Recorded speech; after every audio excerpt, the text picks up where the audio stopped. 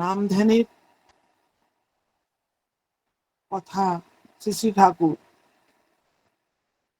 বারবার বলেছেন। পুণ্যপুঁথি গ্রন্থে আমরা দেখতে পাই নাম ধ্যান কীর্তন শ্রদ্ধা বিশ্বাস কথা কতবার বলেছেন। নাম ধ্যানের কথা পুণ্যপুঁথিতে বারবার বলা।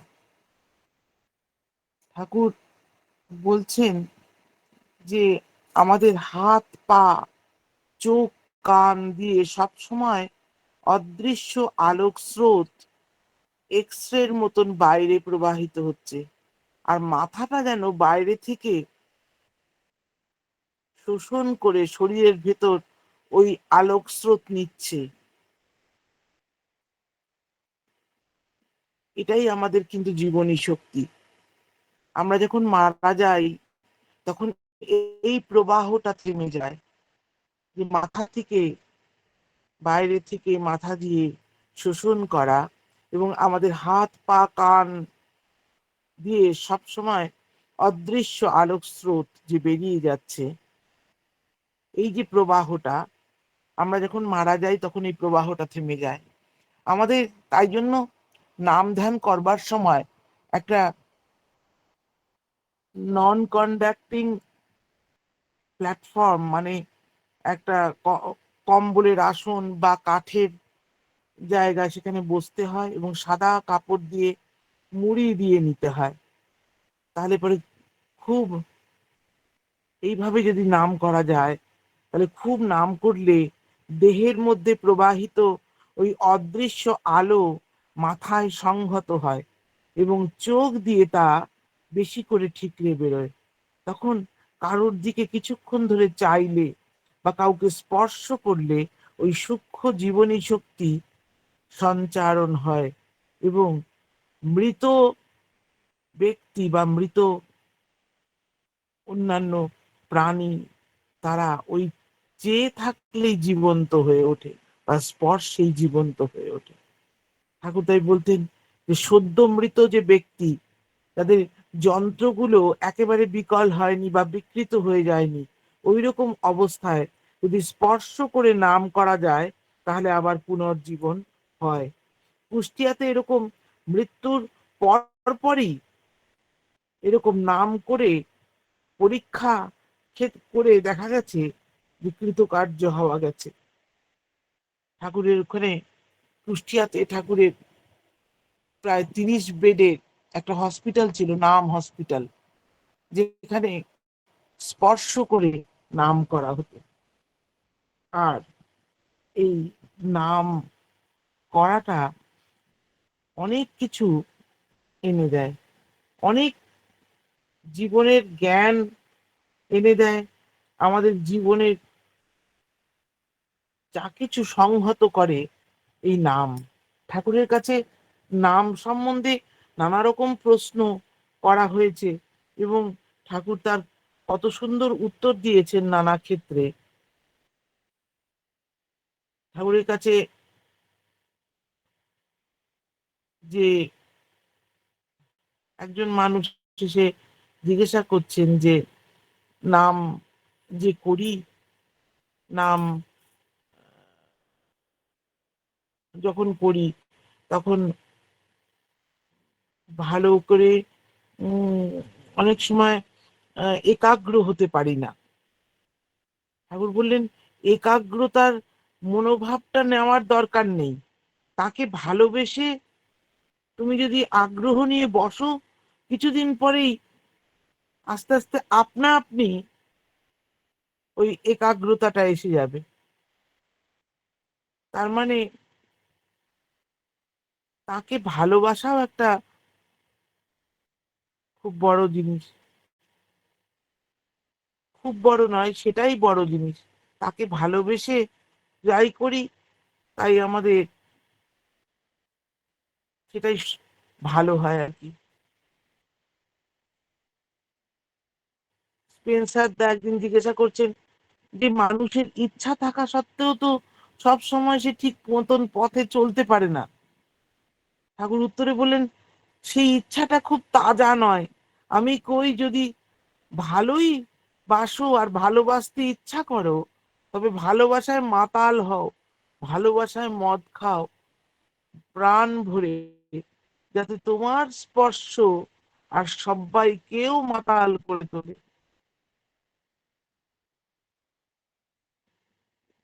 এইভাবে ঠাকুর সবসময় ভালোবাসার উপরে খুব জোর দিয়েছেন। নাম ধ্যানের ক্ষেত্রেও তাই।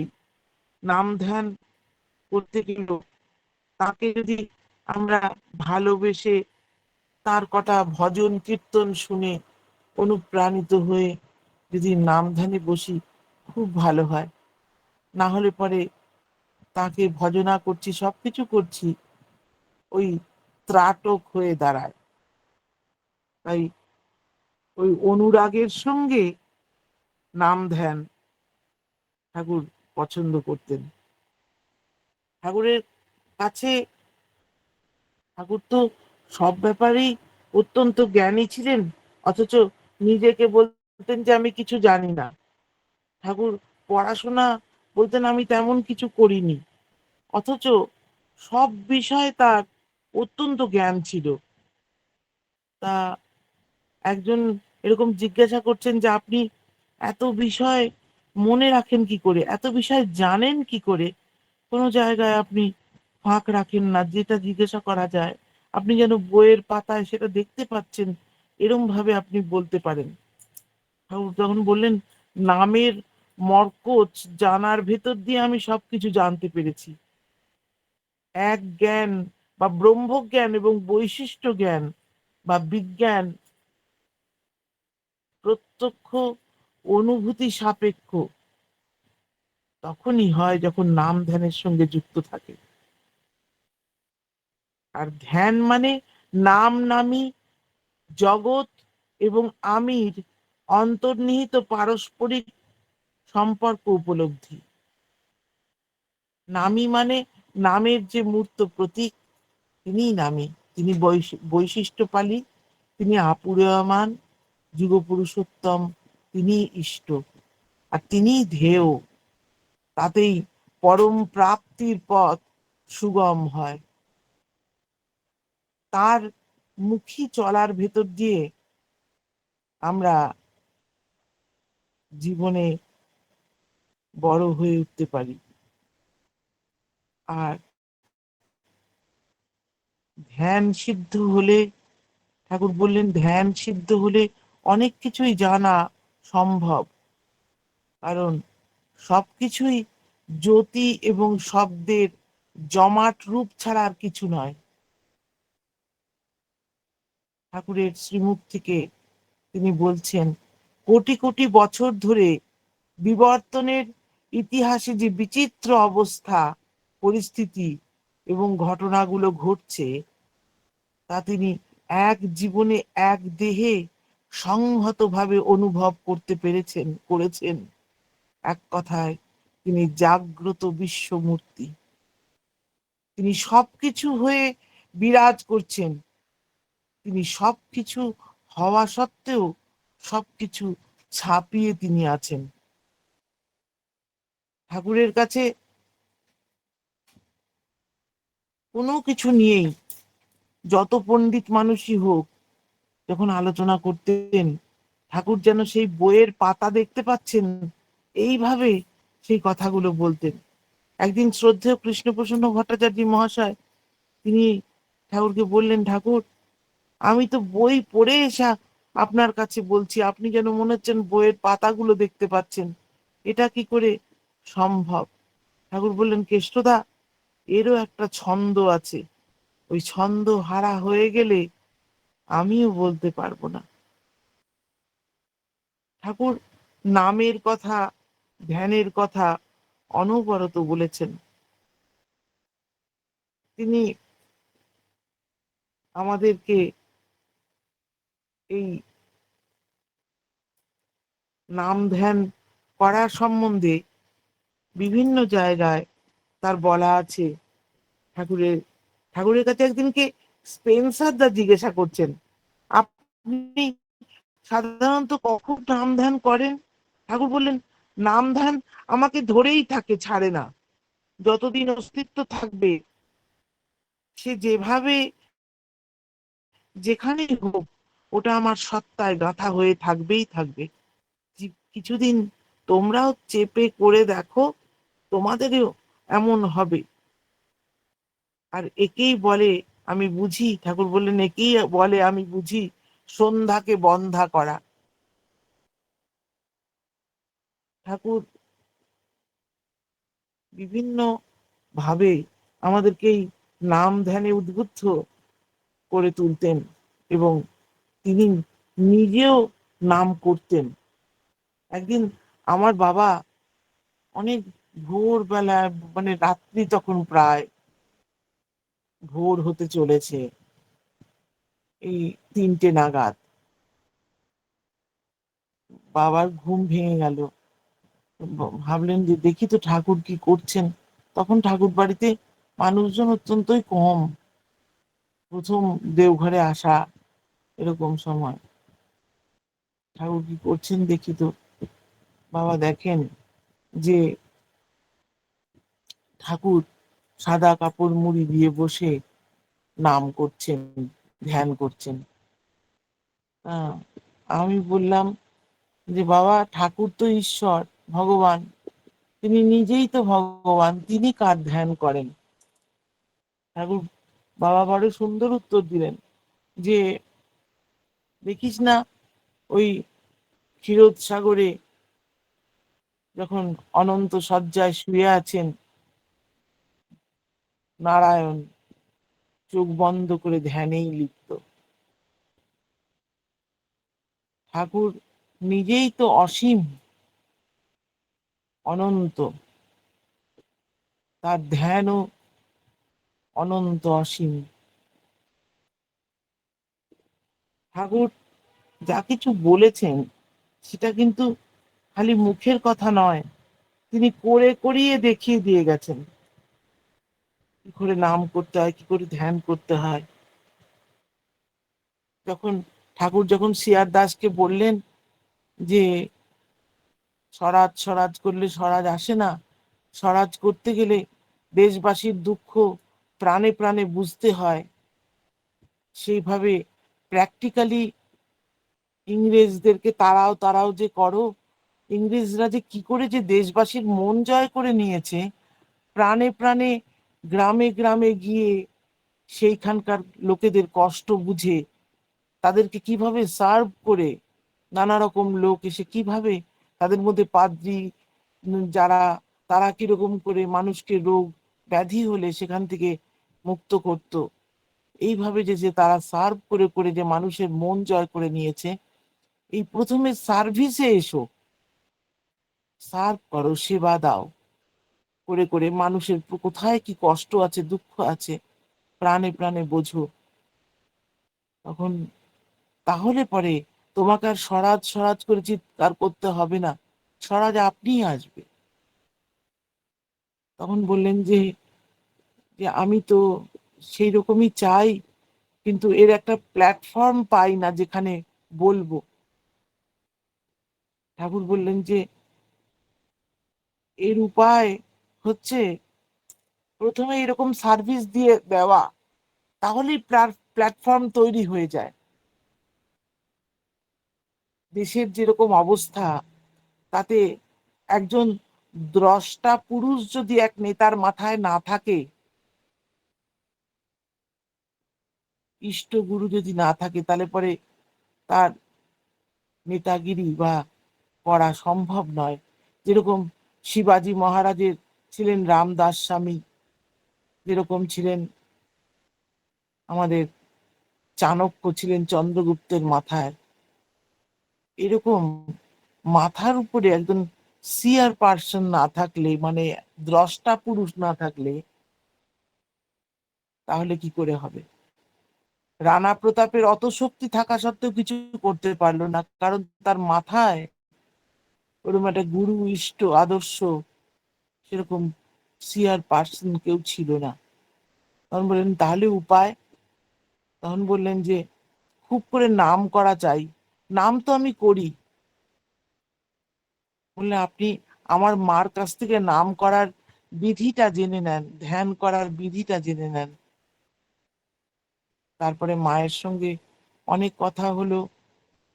মা প্রথমে দীক্ষা দিতে চাননি, তারপরে সিআর দাস যখন বললেন যে চিত্তরঞ্জন একবার জাগ্রত ধরে তা কাউকে ছাড়ে না, বললেন তোমাদের মতন বড় বড় মানুষরা দীক্ষা নেয় কিন্তু কন্টিনিউ করতে পারে না, তারা ছেড়ে দেয়। আমি বললেন যে না, চিত্তরঞ্জন যা ধরে তা কখনো ছাড়ে না। মায়ের অনেক মন ভিজে গেল অনেক কথার পরে, কিন্তু তখন দীক্ষা দিলেন। যাই হোক, এই নাম ধ্যানের কথাটা ঠাকুর কিভাবে বলতেন, তার মা জানতেন, পরম পূজনীয়া মাতা মনোমোহিনী দেবী, এবং সেই প্রসেসটা মার কাছ থেকে দেখে নিন, অনেককেই বলতেন। ঠাকুর নাম ধ্যানের কথাটা বিভিন্ন ক্ষেত্রে বলেছেন। ঠাকুর বলতেন যে মানুষ বড় হতে গেলে একজন গুরুর দরকার, গুরু ছাড়া বড় হতে পারে না। অবতার পুরুষরা আসেন পৃথিবীতে, কিন্তু তাদেরও গুরু থাকে, প্রত্যেকের গুরু আছে। ঠাকুরের কাছে হাউজার ম্যানদা জিজ্ঞাসা করছেন, যারা সন্ত পুরুষ তারা বিগ পার্সন না গ্রেট পার্সন, মানে বড় লোক না মহান ব্যক্তি?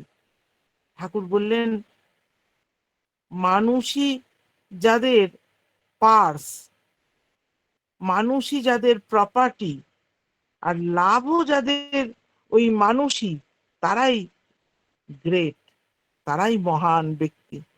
আর যাদের মানি অ্যান্ড পাওয়ার, মানে অর্থ এবং ক্ষমতাই তার লক্ষ্য, তাদের বিগ ম্যান বলা যেতে পারে,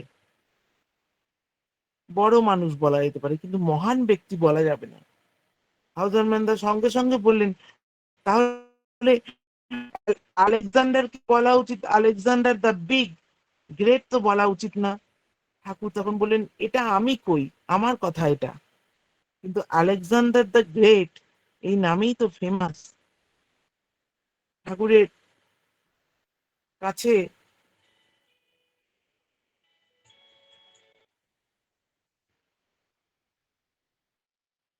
ঠাকুরের কাছে আবার কথা বলতে বলতে হাউজার ম্যানদা বললেন যে অশোক দ্য গ্রেট বলা যায়?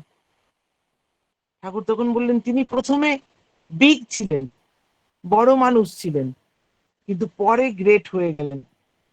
উপগুপ্তর কাছে দীক্ষা নিলেন যে সৎ চলনে চলতে কেমন করে হয় জানতে পারলেন, তারপরে ধীরে ধীরে গ্রেট হয়ে উঠলেন। হাউজার মান্দা জিজ্ঞাসা করছেন, অশোকের খুব টান ছিল উপগুপ্তের উপরে। ঠাকুর বললেন, হি রিয়েলাইজড বুদ্ধ থ্রু উপগুপ্ত, তিনি উপগুপ্তের মাধ্যমে বুদ্ধকে উপলব্ধি করেছিলেন। তারপরে ঠাকুর বললেন যে অন্যকে নিচু করে যদি বড় হও, তাতে যত বড়ই হও সত্যিকারের বড় হওয়া যায় না। উচ্চাকাঙ্ক্ষী না হয়ে শুভাকাঙ্ক্ষী হও,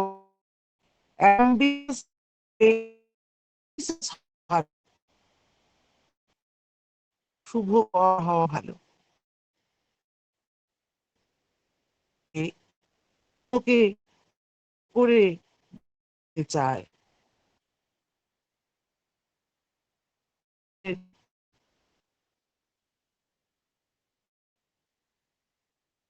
যারা হয় তাদের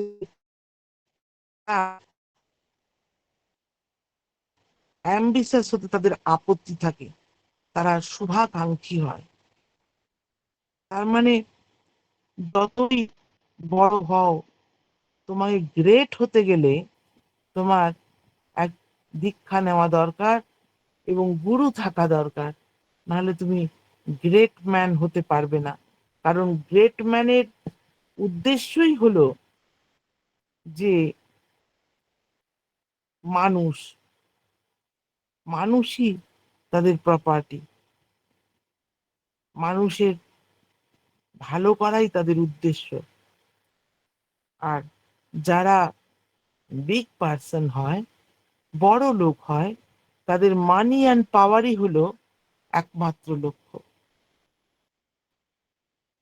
ঠাকুরের বলাগুলোর মধ্যে পরিষ্কার বোঝা যায় যে সুকেন্দ্রিক না হলে, গুরু কেন্দ্রিক না হলে, ইষ্টকেন্দ্রিক না হলে গ্রেট ম্যান কখনোই হওয়া যায় না। কারণ সে জীবনের দ্বারাটা জানতেই পারবে না যে কার উপর আমি দাঁড়িয়ে আছি, কার উপর আমি কথা করছি, কি আমার লক্ষ্য, আমার অ্যাম্বিশাস হওয়া লক্ষ্য না অসপিশাস হওয়া লক্ষ্য। এই সব কিছু গুরুকরণ হলে তখন সে বুঝতে পারে। আমাদের জীবনে ঠাকুর আছেন এবং তাই জন্যই আমরা অনেক কিছুই ধরবার উপযুক্ত হয়ে গেছি। যেরকম স্কুলে গেলে, স্কুল যখন যাই, সব বাচ্চা কি সমান পড়াশোনা করে? করে না। কেউ কম পড়ে, কেউ বেশি পড়ে, কেউ সিনসিয়ারলি মাস্টারের কথা শুনে ঠিক ঠিক চলে। যে যেরকম চলে সে সেরকম সেরকম রেজাল্ট করতে থাকে। তো জীবনে গুরু ধরলেও কিন্তু ঠিক তাই। আমি যেমন যেমন চলবো, তেমন তেমন আমি ফল পেতে থাকবো। তাই ঠাকুরের পথে চলতে আমাদের যদি সেই রকম ভাবে আমরা চলি, ঠাকুর যেরকম বলেছেন, ঠাকুর যেমন চান সেইভাবে চলতে হয়। যে ঠাকুর চেয়েছিলেন আমরা ভোরে উঠে নাম ধ্যান করব, তার আগে প্রথমেই ইষ্টভৃতি করব, ইষ্টভৃতি করার পরে নাম ধ্যান, নাম ধ্যানের পরে প্রার্থনা, এবং সর্বদা নাম ধ্যান করার পরেও সর্বদা নামের মধ্যে থাকবো। ভুলে গেলেও কথা কইতে কইতে যেন নাম, শুতে বসতে নাম, এগুলো কিন্তু অভ্যাস, অভ্যাসের মধ্যেই মানুষ তৈরি হয়। Practice makes a man perfect. এই প্র্যাকটিসটা চালিয়ে যেতে হয়, করতে করতে হয়। ঠাকুরের কাছে একদিন প্রফুল্লদা বলছেন যে এ জন্মে অনেক ভুল ত্রুটি নিয়েও, জীবনের অনেক ভুল ত্রুটি আমার ভেতরে আছে, তা নিয়েও আপনাকে পেয়েছি। আগের জন্মে, সামনের জন্মে কি আমি পাবো? সেই ভুল ত্রুটিগুলো তো এখনো সংশোধন সংশোধন করতে পারলাম না। ঠাকুর কত সুন্দর আশ্বাস বাণী, অভয় বাণী দিলেন। বললেন যে কলকাতায় যাও, কলকাতার গঙ্গা দেখেছো? বললেন হ্যাঁ, তা তো দেখেছি। বলে গঙ্গায় কি ভাসে? বলে ওই যে ফুল, বেলপাতা, মরা, আরো কত কি ভাসে, পানা, সবই তো ভাসে। বলে সব ভাসিয়ে কোথায় নিয়ে যায়? বলে সমুদ্রে। ঠাকুর বললেন যে ওই চলাটাই তোমার আসল, ওই যে চলছো, ওই চলতে চলতে ওই পরম পিতার কাছে পৌঁছানোর পথ হচ্ছে ওই চলা। কখনো ওইরকম ভাবতে নেই যে আমি পারবো না। যে মুহূর্তে তোমার চলা থেমে যাবে, সে মুহূর্তে আর পারবে না। তুমি চলছো মানেই পারছো। আর কখনো আমি তা বলে বলছি না যে ভুল ত্রুটি সংশোধন করবে না। ভুল ভুল ত্রুটি সংশোধন করার বুদ্ধিও মাথায় যেন থাকে। ঠাকুরের ঠাকুর আমাদের অভয় বাণীও কতখানি দিয়েছে। ঠাকুর সর্বদা এমন ভাবে মানুষকে রাখতেন। ঠাকুরের কাছে 1940 সাল, ঠাকুরের কাছে বরিশাল থেকে একজন উকিল এসছেন, ক্ষিতীশচন্দ্র বিশ্বাস বলে। তিনি এসে ঠাকুরের এই আশ্রম, তখন পাবনার কথা বলছি এটা, আশ্রমের এদিক ওদিক দেখলেন, দেখে শুনে ঠাকুরকে বলছেন যে আপনার এখানে বেশ কিছু অকর্মণ্য লোক প্রশ্রয় পাচ্ছে, অবশ্য আমি তা বলছি না যে কর্মী লোক আপনার কাছে নেই। ঠাকুরের মুখখানা কালো হয়ে গেল। তিনি প্রাণস্পর্শী ভঙ্গিতে বললেন, I am the foolish father of so many fallen sons. আমি এতগুলো পতিত সন্তানের মূঢ় পিতা। আমার কি বেশি বিচার বিবেচনা করা চলে? আমি জানি এদের পালন পোষণ করাই আমার স্বার্থ। আর আজ যাকে আপনি দেখছেন সোজা হয়ে দাঁড়াতে পারে না, মিটমিট করে চায়, বুকে সাহস নেই, বল নেই, কাল যে সে ঝাড়া দিয়ে উঠে দাঁড়াতে পারবে না, তা কি কেউ বলতে পারে? তা কি আপনি বলতে পারেন? আবার আজ হয়তো যাকে অকর্মণ্য দেখছেন, একদিন হয়তো সে কঠোর কর্মা ছিল, স্বাস্থ্যহীন হয়ে, মনের ক্ষত হয়ে সে হয়তো সাময়িকভাবে নিস্তেজ হয়ে পড়েছে। আপনি মনে করুন না, আপনি যদি কোনো কারণে সাময়িক বা স্থায়ীভাবেই অক্ষম হয়ে পড়েন, তবে কি আপনার বাবা মা বউ ছেলে পেলে আপনাকে ফেলে দেবে? সেদিন আপনি বুঝতে পারবেন প্রাণের মমতা যে কি, বাঁচার তাগিদ যে মানুষের কতখানি, সে তো নিজের দিকে চাইলেই বোঝা যায়। ঠাকুরের কথার উত্তরে ভদ্রলোক বিস্ময়ে নির্বাক হয়ে ঠাকুরের দিকে তাকিয়ে আছেন। প্রকৃষ্ট উদাহরণ যে আজ যদি সত্যি যিনি প্রশ্ন করেছেন আপনার এখানে কিছু অপদার্থ লোক প্রশ্রয় পাচ্ছে, একটা মানুষের ইচ্ছা করলেই সে বড় হতে পারে। কোনো সাময়িক ভাবে হয়তো সে নিস্তেজ হয়ে আছে, কিন্তু কেউ তো বলতে পারে না যে সেই লোকটা ঝাড়া দিয়ে উঠবে না। আপনি যে এরকম সুস্থ ভাবে কথা বলছেন, আপনি যদি অসুস্থ হন, তাহলে কি আপনার বাপ মা বউ ছেলে পেলে আপনাকে ফেলে দেবে? বাঁচার কি তাগিদ, মমতা, প্রাণের কত মমতা, সে যে কতখানি, শুধু নিজের দিকে তাকালেই সত্যি বোঝা যায়। তাহলে বলি কি করে এরকম কথা?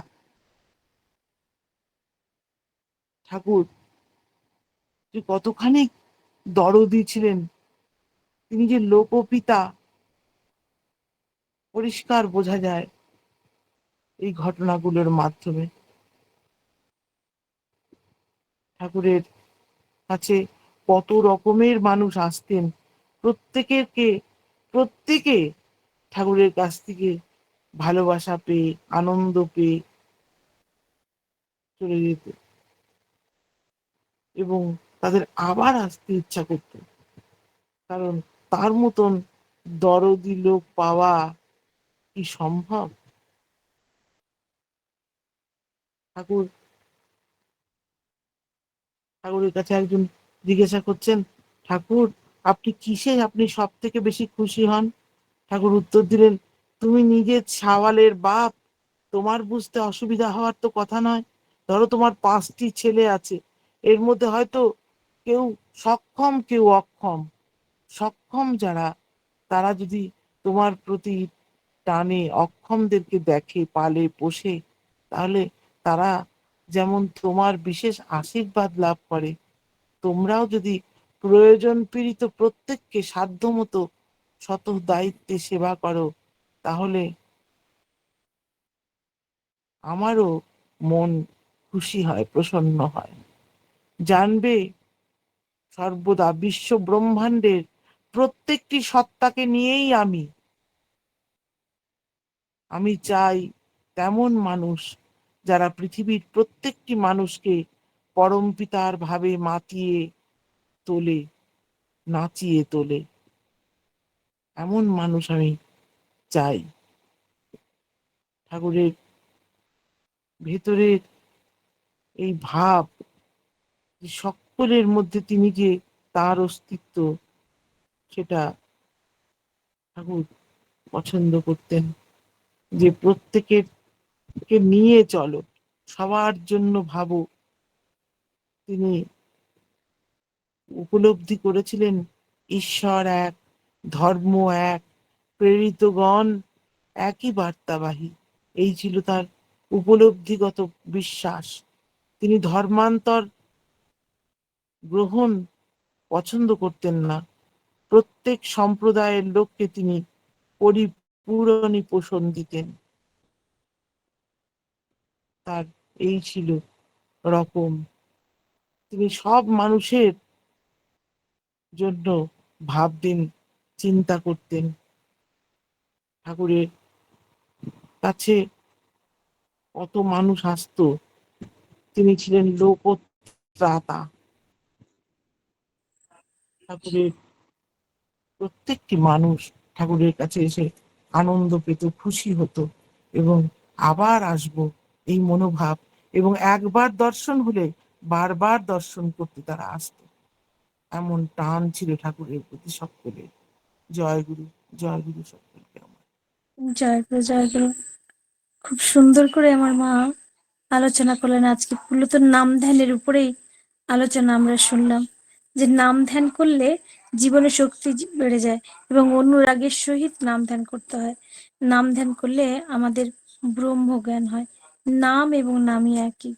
তিনি বৈশিষ্ট্যপালী, আপরিয়মান, যুগ পুরুষোত্তম। তিনি যুগ পুরুষোত্তম। প্রত্যেকের জীবনে দ্রষ্টা পুরুষ থাকা দরকার।